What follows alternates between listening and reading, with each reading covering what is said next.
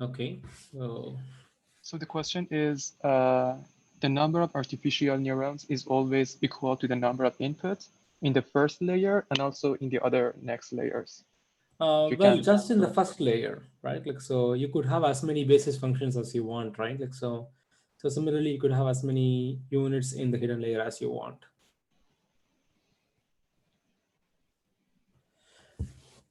Okay, so, okay, Bruno wants to talk. Hello. So I was wondering, for the Kaggle competition, you give us like a test set and we can try twice per day to compare a model against Okay, it, right? let's talk about the competition in the end. Okay. So, so any competition questions in the end? So let's continue with the lecture. Okay, so okay, now that I have introduced the basic neural network model, like so, let's try to write it more precisely in equations and see how to learn the parameters. Okay, now given a prediction problem, okay, it could be regression or classification, it doesn't matter. Okay, in this case, I'm actually going to take some regression example. So my input is x belonging to r power d. Okay, and the output is some, let's say, k dimensions. So I have a d-dimensional input and k-dimensional output. Okay, now an MLP or a multi-layer perceptron is defined as follows. Okay, so first I take the input and multiply it with a matrix. Okay, b1. So I do wx plus b. Now there are multiple outputs in the hidden units, right? So instead of w being a vector, it is a matrix. So now w1x plus b1, I have w1 and b1 because it's for the first layer, okay? And then I apply some nonlinearity to it, okay? So h of x is equal to g of a of x, okay? So now this is my basis function layer or my hidden layer. We're going to call this as hidden layer activation. Okay.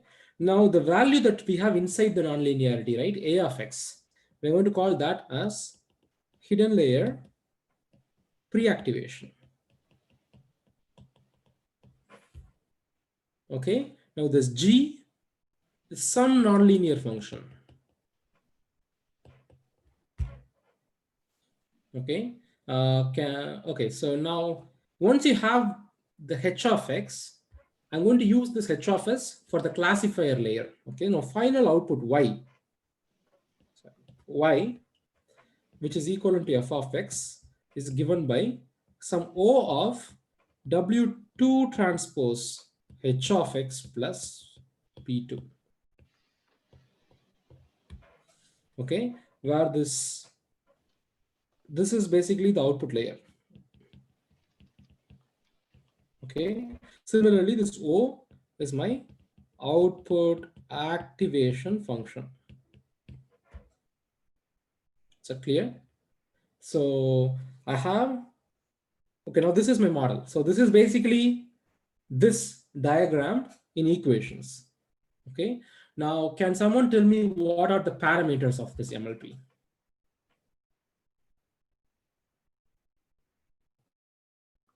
W1, W2, B1, B2, right? So the parameters of this model are W1, W2, sorry, it's not W.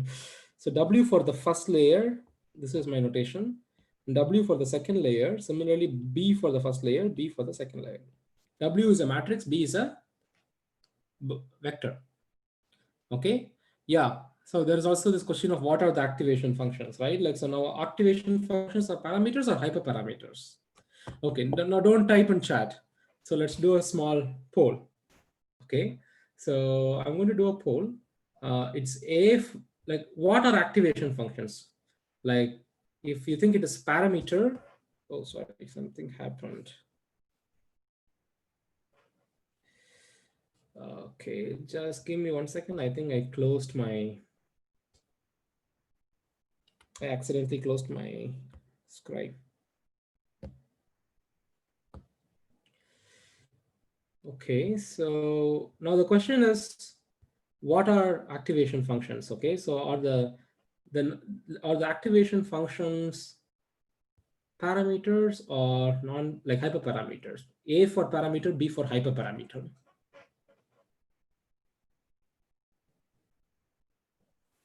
Okay, we'll stop this poll very quick. It's a trivial question. Okay, I'll stop the poll. Well, actually, 40% of you think it's a parameter. Okay, so this is just a nonlinear function, right? Like, so it could be any function.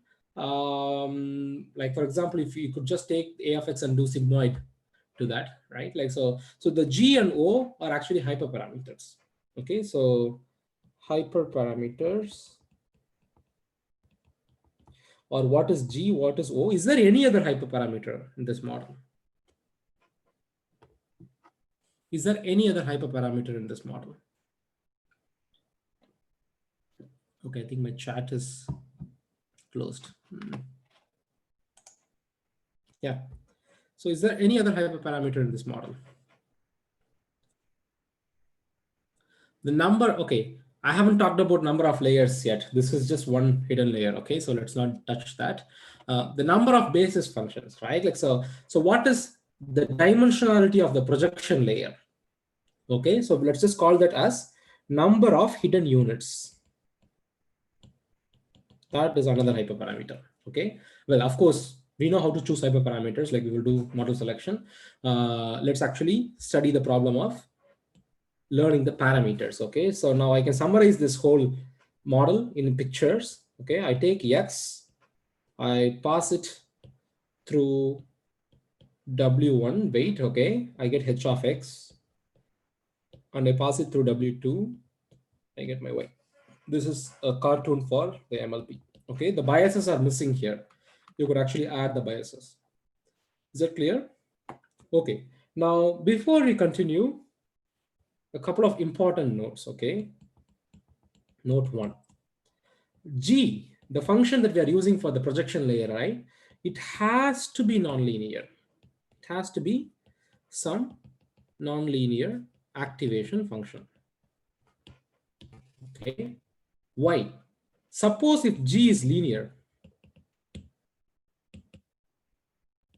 okay, then you can, for example, let's take identity function. Let's say G is identity function. Okay. Then you can see that Y is given by W1 of X plus B1, the whole thing multiplied by W2 plus B2, right? Now, if this whole equation, like if there's no nonlinearity between the hidden and output, right? So then this is actually equivalent to y some w, y is equal to wx plus b for some w and b, right? So basically there is no use in having the projection layer. You get the power of the projection layer only when the projection layer is nonlinear. Okay, if the projection layer is linear, then you are still falling back to the perceptron situation. Like there is no use in having a separate projection layer. Okay, now this is the first important thing. Now the second important note is how to choose this activation function, right? Like, so the activation function, it needs to be differentiable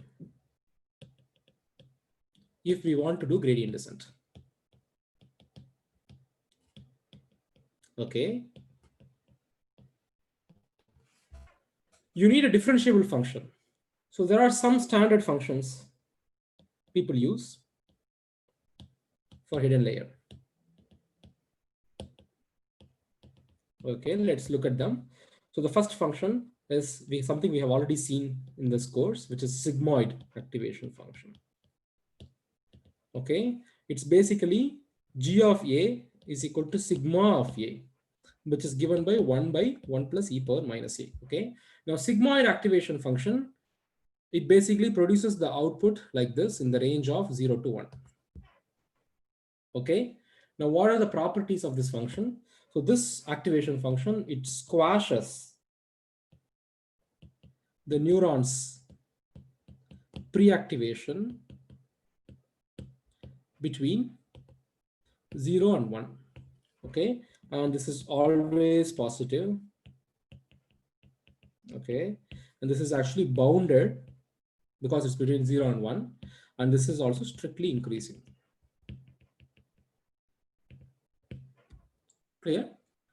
Okay, so now there are other activation functions available. For example, like you could use tanh activation function, which is another common activation function that people use.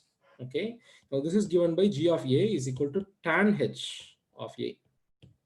Okay, which is basically 2 power e power 2a minus 1 by e power 2a plus 1. Well, that's the function. Okay, now this is also, oh, sorry, this is also something like, okay, it's a bad sigmoid. So this is also something like sigmoid, but the range is from -1 to 1. Okay, now this squashes the pre-activation between -1 to 1. And this can be both positive. It can be either positive or negative, right? It can be both. It could have any outcome. This is bounded and also strictly increasing. Okay, so there are many other activation functions. We will learn about them in a couple of lectures, but for now, these two are good enough. Okay, so we have sigmoid and tanh. Okay, now for the output layer. So what activation function should I use for output layer? Okay, this actually depends on the problem. Okay, for example, like if you are interested in regression problem, then you want the output to be the full real line, right? So you don't have any output activation. So you just have an identity function. Okay, my y is given by just w2 h of x plus b2. There is no o behind that, like in front of that. Okay, now if I am interested in getting a probability value, like if I'm interested in a probability, like it could be a binary classification problem, right? Like, so if I want a probability value, which is between 0 and 1, can someone tell me which activation function I should use? Sigmoid, right? Very good. So here I could use a sigmoid function. So in this case, y is equal to sigma of w2 h of x plus b2. Right? Now, what else can I expect in the output? I could actually expect the output to be the probability distribution. If I have a k-class problem, then I want a probability distribution over k classes, right? So I want a probability distribution. So what activation function I can use for probability distribution? Like this we have already seen again as well, right? It's a softmax function. So now in this case, y is going to be softmax of w2 of h of x plus b2. Is that clear? Okay. So now we have discussed the parameters and hyperparameters of the model, and we still haven't discussed, of course, like how to learn these parameters, right? But even before that, let's say we have a learning algorithm, we know how to learn, okay? Now, the most interesting question to ask here is what kind of functions, of course, the question that we ask for every classifier is what kind of functions can this model learn, right? Like, so what kind of functions can a neural network model? Okay, now, so here is where the classification, like the algorithm gets more interesting, okay? So now let's actually start with this example, okay? So here you can see that I have two inputs. Maybe I'll use a different color and a highlighter. Okay, I have two inputs, x1 and x2, right? I have this projection layer, which has two projection units, two basis functions that I'm learning, okay? They both have step function as my activation function, okay? So now you can see that the first step function can have this decision boundary. The second can have this decision boundary.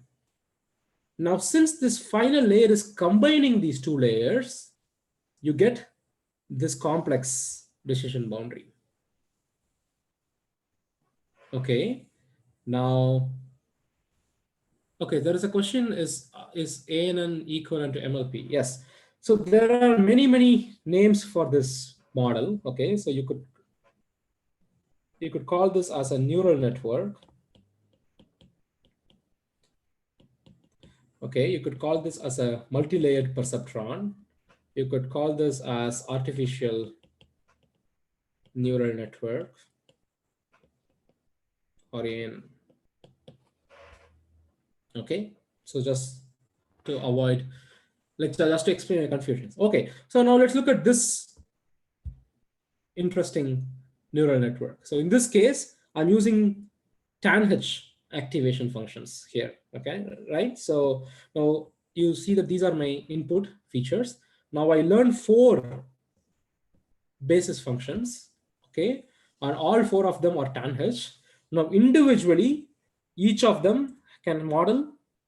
Sorry, each of them can model just the curve, right? Like, so now when you do an intersection of all the 4, you actually get something like a blob.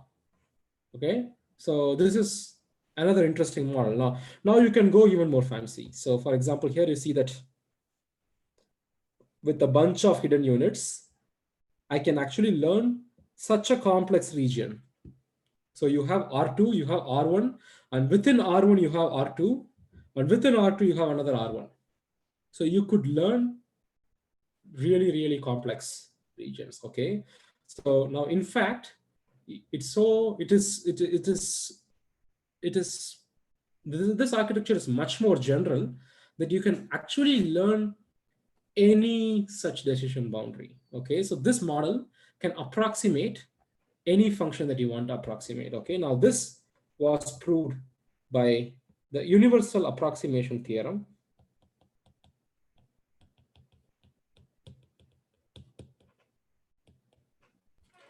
Okay, by Hornick in 1991. Okay, so there are many ways to state this theorem. I'm going to give the most easiest literal explanation. Okay, a single hidden layer neural network, which is what the model that we have discussed so far. Okay, with a linear output, which means identity output layer. Okay, can approximate any continuous function. Okay, arbitrarily well. Okay, given enough hidden units. Okay, of course we are not going to prove this theorem in this course, but let's just take it for granted. So the theorem basically says that if I have a single hidden layer neural network, I can model any continuous function that I want to model. Okay, but there is a catch. The catch here is given enough number of hidden units. Okay, so it so happens that for most of the real life problems, the number, as the complexity of the task increases, the number of hidden units that is required to solve this problem grows exponentially. Okay, so even though we know that this is a universal function neural networks are universal function approximators, but they are not very useful.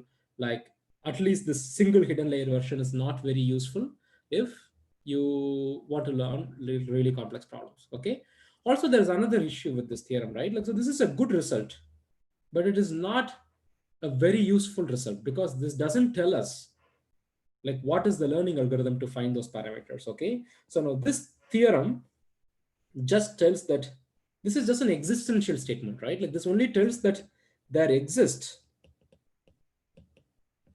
a parameter configuration to solve the problem. Okay, but as a practitioner, like, our goal is to find that parameter, right? Like, how can I learn the parameters, right? Like, so however, this does not say anything about learning. Okay, so it doesn't even mean that there exists a learning algorithm to find these parameters. Okay, worst case, there might not be a learning algorithm to find these parameters. Okay, so we don't know that. Okay, so however, it's still significant result because it says that it explains the power of universal, like power of neural networks. Okay, so so here's a question. So in this course, we have also seen another universal function approximator. Can someone remember what it is?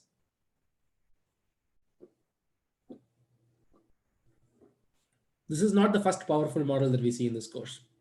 We have actually seen another probably equally powerful model. KNN, maybe?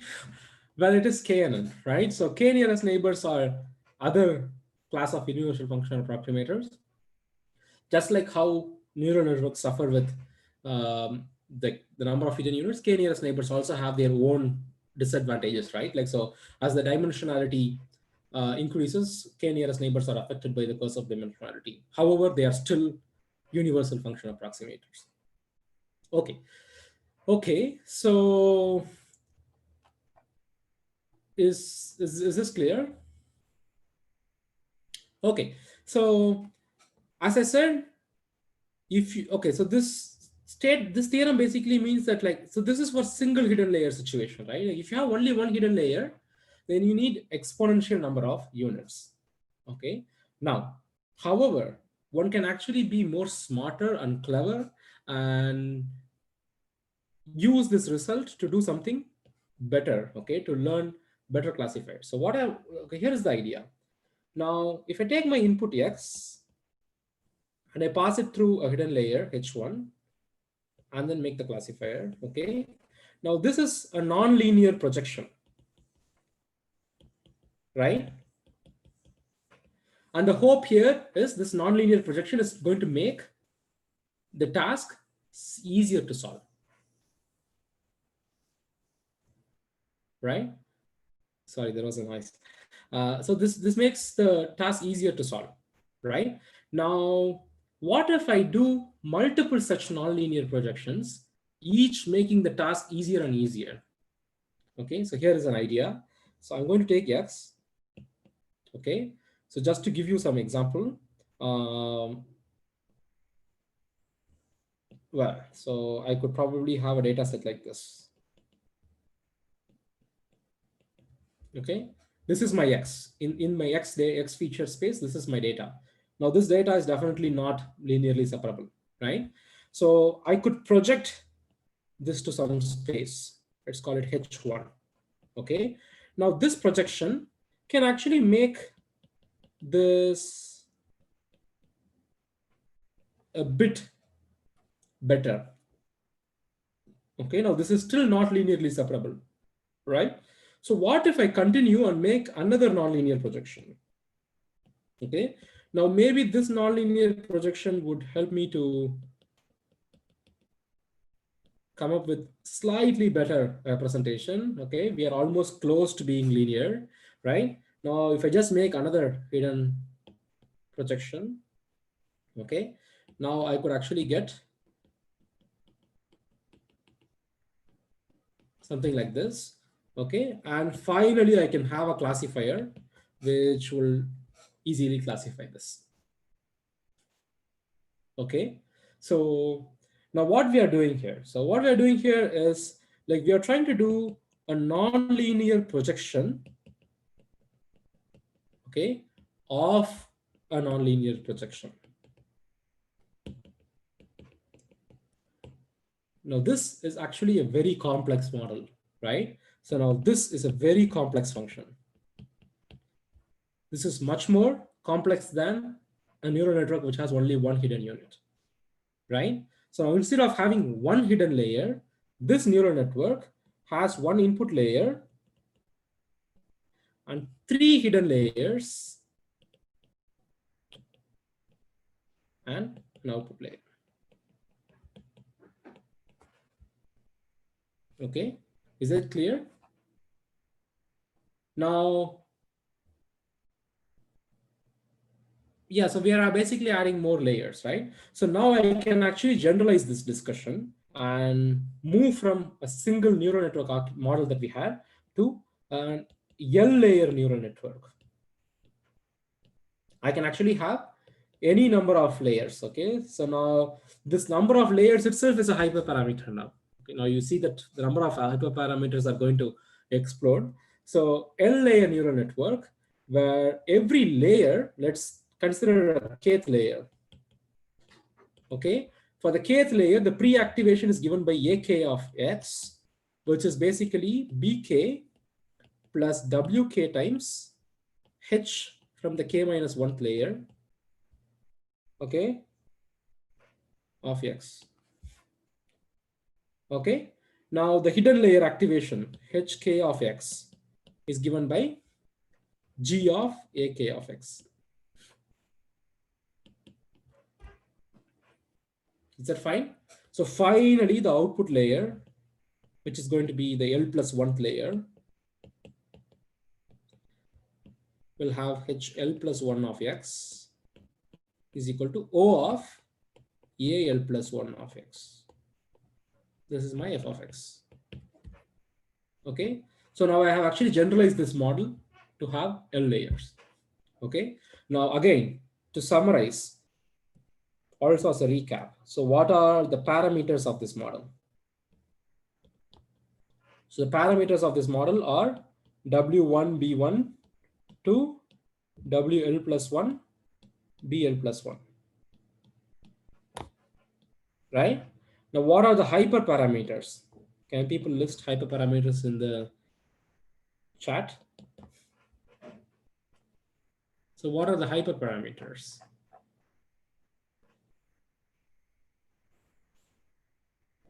So what are all the hyperparameters I have here?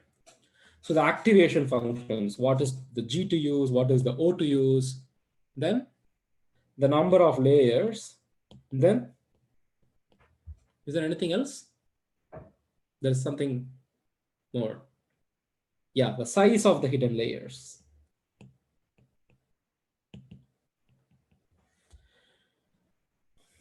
Okay, so at this point, okay, so now this is clear, right? Like, so we will talk about how to choose these hyperparameters probably towards the end of our discussion, but we are going to get into the business of finding these parameters. Okay, oh, what does the size mean? Size just means the number of units in the layer.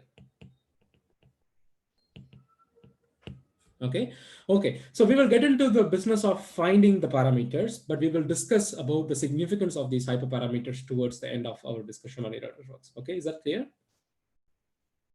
Okay, but at this point, like, I would like to give a quick tip. So this lecture might be a bit of jumping from the kind of models that we have seen so far, because suddenly we are looking at much more general nonlinear models. So I would highly encourage you to go back and re-listen and read your notes and familiarize yourself more with the topic. Okay. Okay. So now let's get into learning.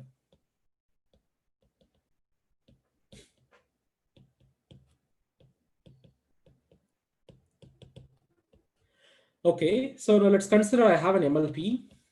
Okay, with n inputs. Input has n features. Okay, and you have m outputs. Yes.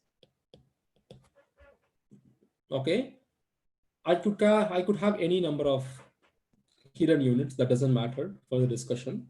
Now h is given by g of w1 transpose x plus b1.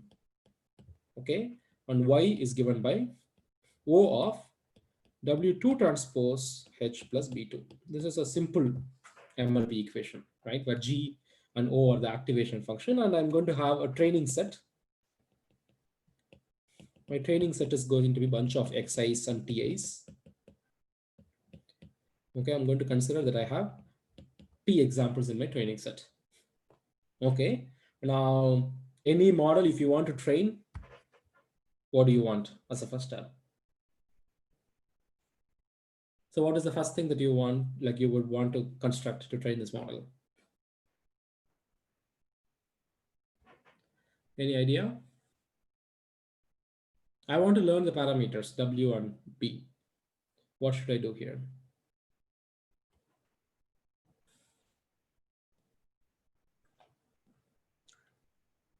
Okay, you compute the output then.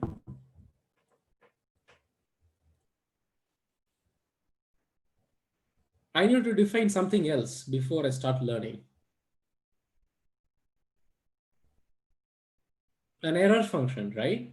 So you want an objective function or an error function that you want the model to minimize. Okay, so now let's consider the squared error. Okay, now E is going to be, yeah, the loss function. So 1 over 2 summation over I is equal to 1 to P. Okay, yi minus ti the whole square. Okay, so where yi is basically the model's output and ti is basically the target. Okay, now we are going to do gradient descent. We know how to do it. Like we randomly initialize these weights and then we do gradient descent by taking like computing, predicting the output, calculating the loss, computing the derivatives, and updating. Right? That's our usual process, right? Okay, so now we are going to do gradient descent.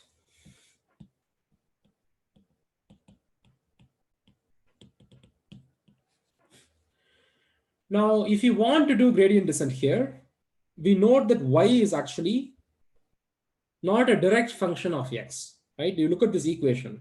Y is not a direct function of x. Y is a function of h is a function of x, right? So y is a function of h and h is further the function of x. So you need to use chain rule to compute gradients.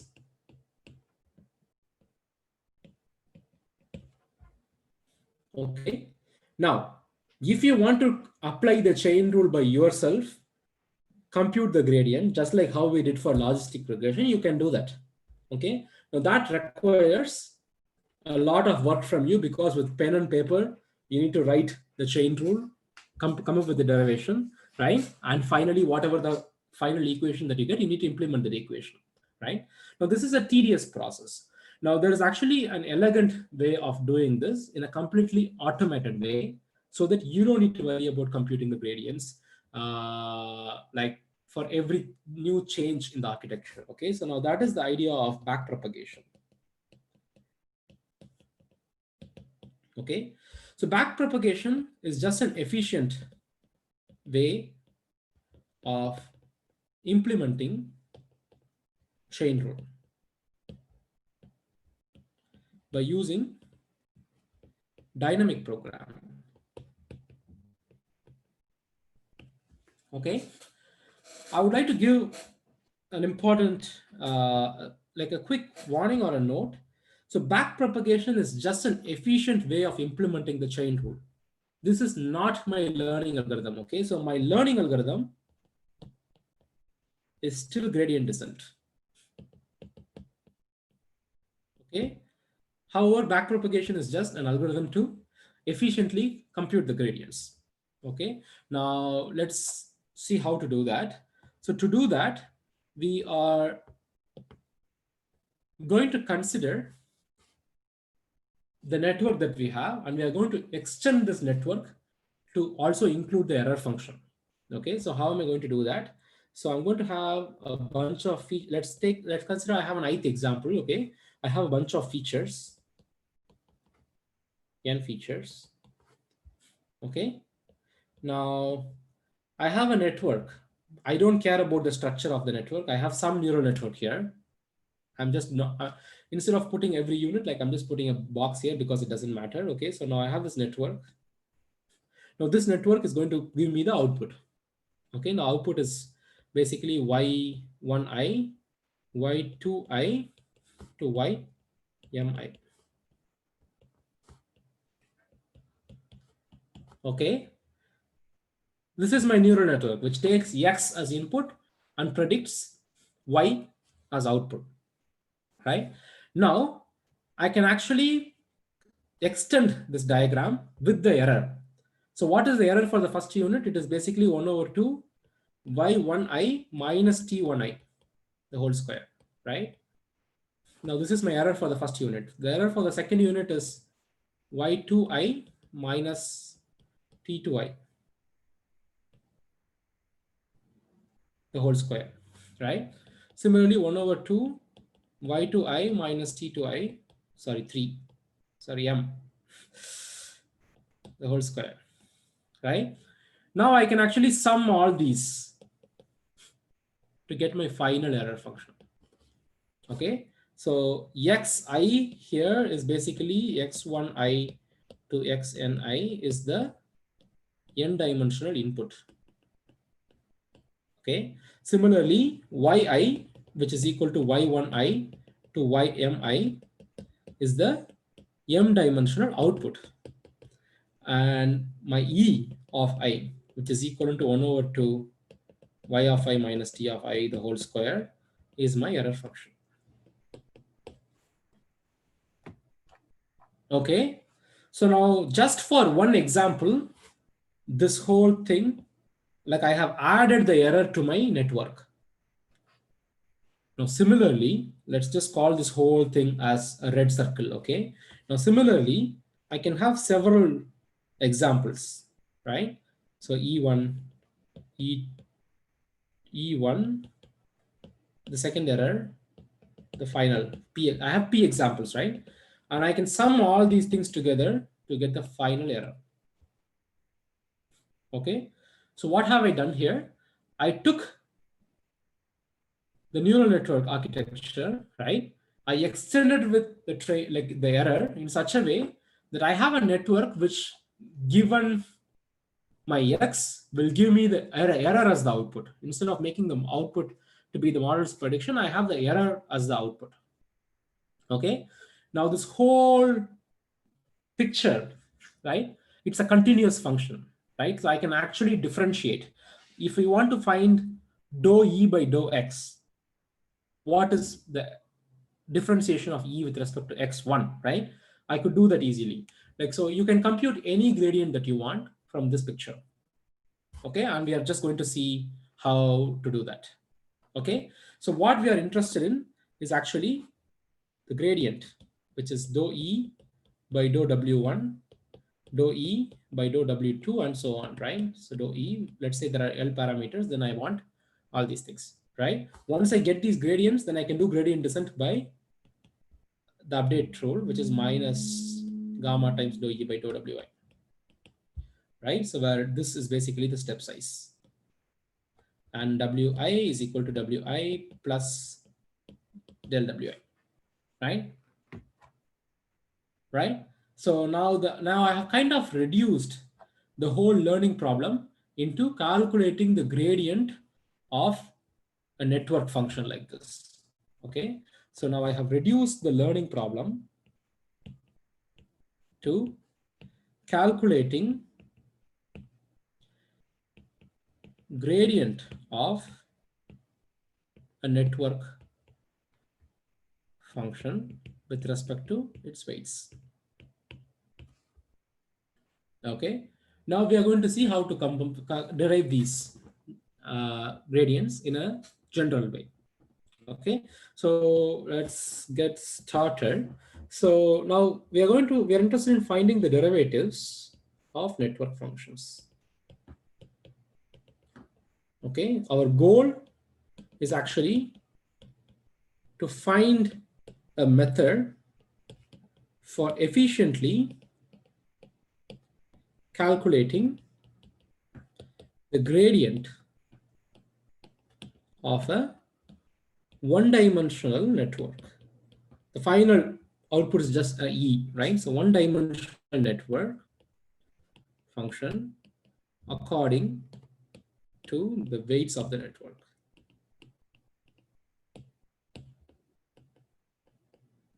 Okay, again, there are many ways to explain how to do backpropagation. Okay, we are going to take like probably like not so common method, which is the idea of B diagrams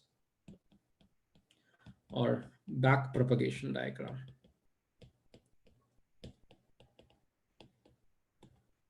Okay, so what is this diagram? So now each node is going to be represented as follows. I will have some function in the node. Okay, so this f is the primitive function associated with the node. Okay, and I'm going to have f dash in the right side of the unit. Okay. Now this f dash is basically the derivative of f for some input. Okay. So now I can take the neural network architecture and draw this B diagram. Okay. So let's do some simple examples to begin with. So if you have an integration function, right? Okay. So when you have like a summation, like you have summation of things followed by, just to give you an idea. So when you have wx plus b of f, right? Now f is the activation. What is wx doing? Wx is essentially integrating information. So now that can be represented as follows. Like, so you have plus, which means you're summing all the values. Okay. So then you pass it through some activation yes. Now this is the derivative of this activation yes dash. Now what is the derivative of plus?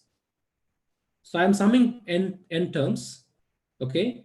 So if I have to take a partial derivative with respect to one of the terms, what would be the derivative? To give you maybe a concrete example, I have x1 plus x2. Okay. Now what is, let's say g is equal to x1 plus x2. What is dou g by dou x1?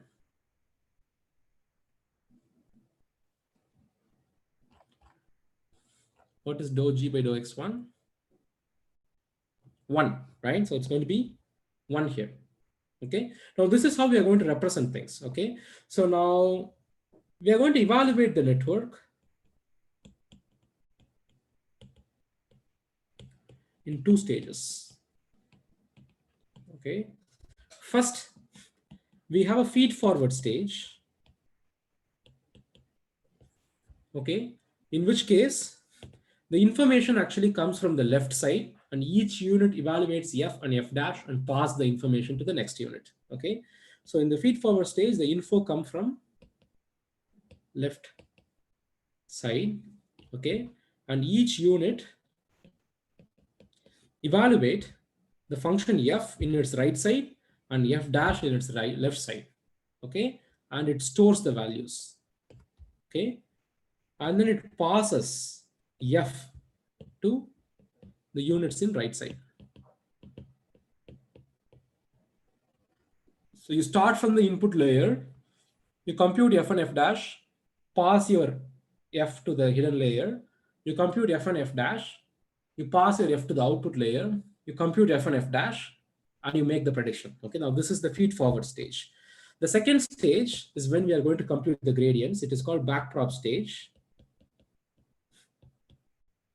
Okay. Now in backprop stage, the whole network is going to be run in backward. Okay. Now, how am I going to do this? So to understand that, like, we're going to consider 3 different cases. Okay. So the first case is function composition. Okay.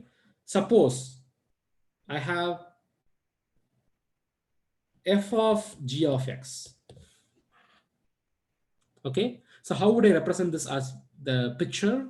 I take the x, I first compute g of x, and then I pass this to a f function, right? So the differentiation for this is g dash, differentiation for this is f dash, right? I take the x, I pass through the first unit, which is going to give me g of x. I pass it through the f unit, it is going to give me f of g of x, right? Now this idea of going in this direction, left to right, is feed forward stage. This is my feed forward stage. Okay. So now we are going to look at how to do the backprop. Okay. To do the backprop, I'm going to take the same units, f dash, g of x, g dash. Okay. Now I'm going to go in the backward direction. First, I will put a 1 here. Okay. Now all you have to do is multiply the incoming message with your left-hand side unit. Okay. You multiply 1 with f dash, you get f dash. Okay. Now you multiply the f dash with g dash. So you're going to get f dash of g of x multiplied by g dash of x. Right? Now, this is a nice algorithm to compute the differential, right? Like for example, if y is equal to dou, like f of g of x, can you tell me what is dou dy by dx? What is dy by dx? You'll first differentiate f dash, right? Then you will differentiate g of x. So you'll get g dash of x, right? Now this is the answer that I want. And here is an algorithm to do that. All I have to do is put a 1 in the end of the network, multiply the left-hand sides. I'm going to get f dash of g of x multiplied by g dash of x. Is this idea clear? So the base cases are very important. Like, so you should understand this. Then like we would just combine these things and then you have a general purpose gradient computation algorithm. Okay, so now let's consider another base case. Now in this case, we are going to consider function addition. Okay, so I'm going to consider y is equal to f1 of x plus f2 of x. First, how do I represent this in pictures? I take x, okay. I'm going to pass x to both f1 and f2. Okay, now this is my f1, this is my f2. Okay, now this is my f1 dash of x, this is my f2 dash of x, right? Now I broadcast x here. Okay, so x is broadcaster, and I sum these two things. So we know that if you are summing, the differentiation is given by 1, right? Okay, now in the forward prop or feed forward step, you are passing x. The x goes here, x goes here. It comes out as f1 of x, f2 of x, right? You add these two things, it becomes f1 of x plus f2 of x, right? Now I can actually follow the same backward process that I had. Put a 1, continue from right to left. Okay, so let's do that. So and see that. Maybe before we do that, let's actually write dy by dx here. So what is dy by dx?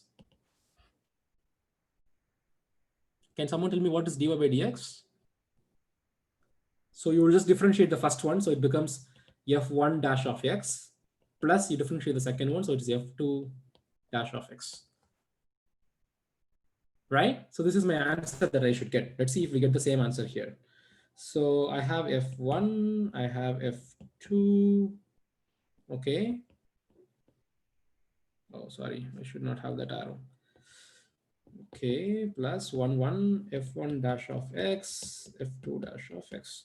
Okay, I will put a 1 here. Okay, now this 1 will go like this in this direction. It will go like this in this direction. So 1 multiplied by 1 is 1. 1 multiplied by 1 is 1. Now this 1 is multiplied by f1 dash of x. So you get f1 dash of x. This one is multiplied by f2 dash of x. You get f2 dash of x, right? Now, when you have this connected symbol, you just need to add these two things. So you get f1 dash of x plus f2 dash of x. Okay, so now you see that this is exactly the gradient for this function. Okay, so now let's just see the one last base case, and we will actually stop our discussion here and discuss about how to put these three things together to have any gradient that we want in the next lecture. Okay, so the last one is the idea of weighted edges. Okay, suppose I start, this is my unit. I don't know this here. Okay, suppose I have an edge which has some weight w. This is how the neural network weights are going to be, right? So I have an edge which has weight w. If I pass x towards it, in the feed forward stage, x will be multiplied by w, so I get wx. Right? Now this is my feed forward stage. Similarly, I could use my, what happens in backprop stage? In backprop stage, okay, I have my 1 here. Anything that passes through the edge will be multiplied by the weight in the edge. So 1 times w is w. Okay, so now if my y is equal to wx, what is dy by dx? It's just w, right? Now, similarly, I also get the same answer w here. Okay, so one thing to note here is weights are used in same way, both in feed forward and backdrop. The job of the weight is just to multiply the incoming message. Is that clear? Okay, so now that we have seen how to compute gradients for these three base cases, we are running out of time. So probably in the next lecture, we will combine these ideas and draw the general neural network picture and actually show that we can actually use this backpropagation algorithm to compute the gradients. Okay, so we will stop here. And again, I highly recommend you to go back and either re-watch this lecture or go through the notes to get familiarized with things we discussed here, because I did introduce a lot of terminologies in today's lecture. Okay, any questions before we stop? Well, of course, this is my office hours. Like, I will take more questions on non-lecture things after this. Like, is there any questions on this lecture?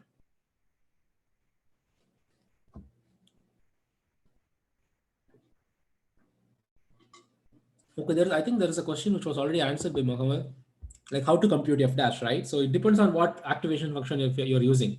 If you're using sigmoid, you know f dash already, sigmoid 1 minus sigma. So any other questions?